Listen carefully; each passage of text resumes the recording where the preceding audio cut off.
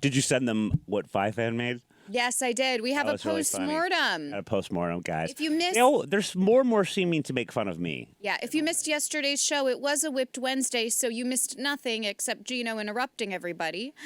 But Five-Fan was watching yesterday's show and decided to turn a moment that Gino steamrolled right over into a delightful little ad. You know what this might be? This might be part of male menopause, because I'm really screwing up a lot of words lately. Very strange. I always thought that there was a movie script to be made, a rom-com, but I don't know how you do it, with when the publicists used to set up their gay actors with straight women in the 50s and 60s so as to calm the rumor mill a little bit of all those affirmed bachelors. I had a good rumor meal like, it'd be based on the I like to publicist. start my day with a good rumor meal. Well, rumor meal is it can either be. I said mill. It was my accent. But it's pointless to be jealous of Tom Brady this morning. It's not your I think I said mill. Let's go to the tape. The rumor mill a little bit. The rumor mill. The rumor mill. I always thought that.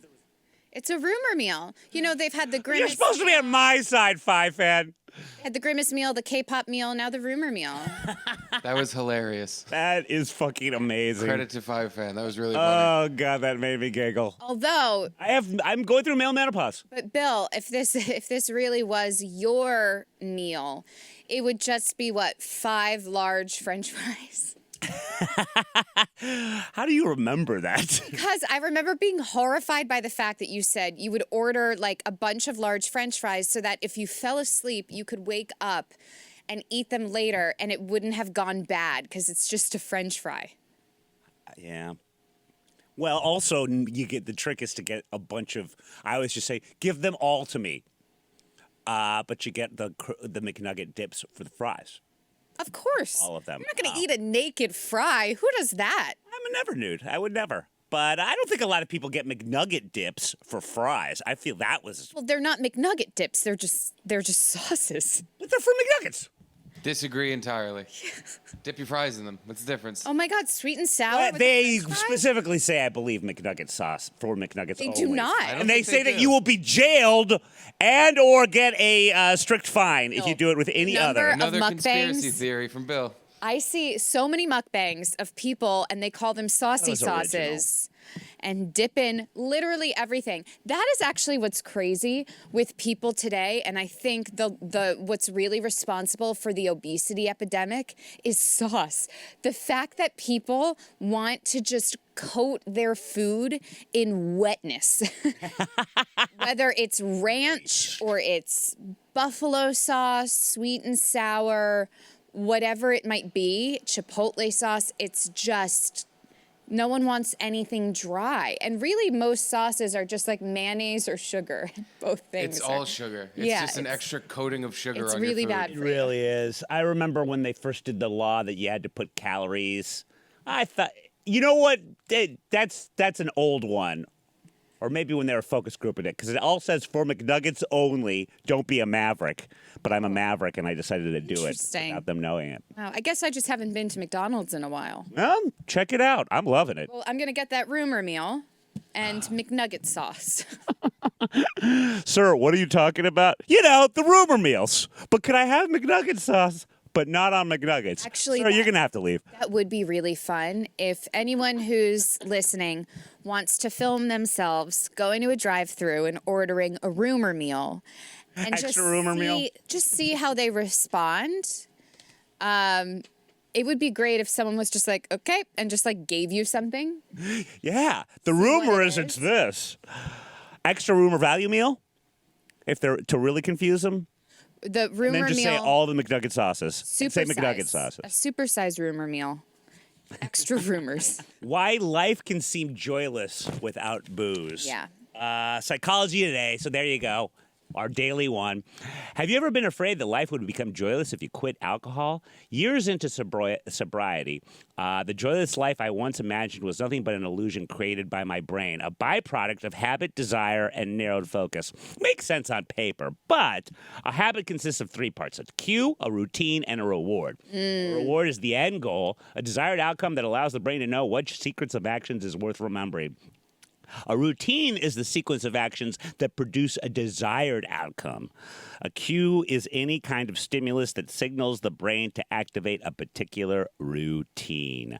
A lot of these are based on an MIT study. Drinkers' brains were, when they learn to link the buzz from alcohol with a cue, such as Friday night, when the time to drink cue enters the radar, the desire for a drink is activated. If the anticipated outcome fails to arrive, craving and frustration break through the mind. Desire and craving motivate mammals to perform what is essential for their survival. But we've sort of, in this cushy climate, replaced what we need for survival for fun things, like all the booze we've been discussing. As far as a monkey test has been done on this, monkeys would remain glued in front of a monitor and perform a routine over and over again that would give them blackberry juice. At the end of it, they love their blackberry juice. And then would become more and more unhappy when given something different.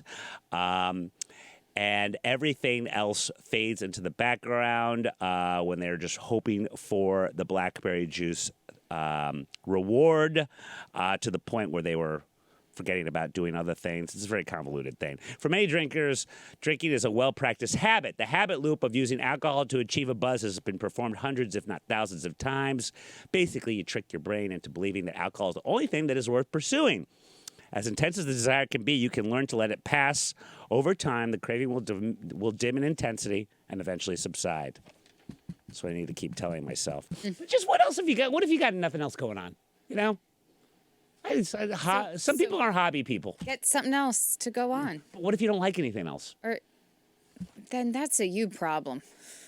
But they don't address this.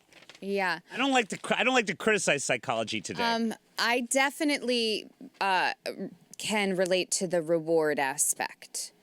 After a particularly difficult day or like busy day, if I get a bunch of tasks done, it's like, yes, a drink at the end of this sounds lovely. Or yeah, like it's 5 o'clock. Okay, now we're switching into relaxation mode. But also I have found, sort of like they said, if I just wait, like if I get to like 7 or 7:30 and I haven't had a glass of wine, I don't really want one anymore. I hate There's something about the hours of between 5 and 7, and I think what it is I get a little ornery before dinner. I'm like, I gotta do something. I need something. such a lady baby. I need a pre-dinner something.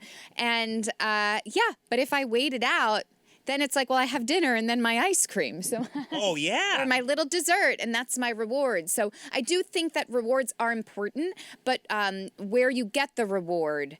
So Yeah. you need to find a different reward for yourself, I think is what it is. Maybe you get to play with your action figures. You know? Not painting a very good picture of me. What's the